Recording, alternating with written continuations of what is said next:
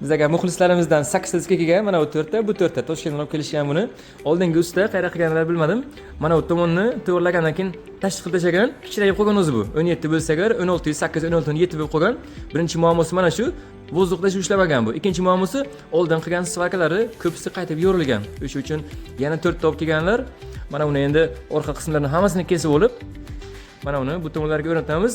Походу ikkitasini 8G qilish kerak ekan, ikkitasini 9G.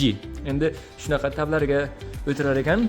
Endi bu o'zimizning qo'limizda. Kesgandan keyin xohlasak bu yoqdan kesamiz, xohlasak bu yoqdan kesamiz. Ana do'stlar, 4 ta diskamizni ham chiroyli qilib qo'ydik.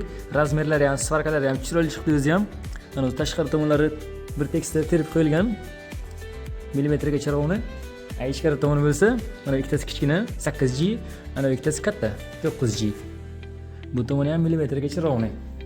Eslashda o'lchab ko'rsatish ham mumkin. Bunaqa diskalar o'zi ham juda ham ko'p keltirishadi. Mana bu diskani ham yarmini bo'shqa qo'yish kerak. Mana bu diskamizni ham mana bu akamiz yuborganlar. Bitta diskalar birak kelgan ekan komplektda. Buni ham 9.5G kesib 8.5G qilishimiz kerak ekan. 8G diskamizning посадочный местоsi mana bu yoqdan mana bu yoqqacha 20 sm 3 mm bo'lishi kerak. Mana ustiga 20 sm 3 mm. 9G bo'lsa 22 sm 8 mm. Mana bu bizga 22 sm 8 mm. Hammasi cho'tki chiqqan. Hozir buni endi svarkalarni tekslab ranglaymiz, tamom.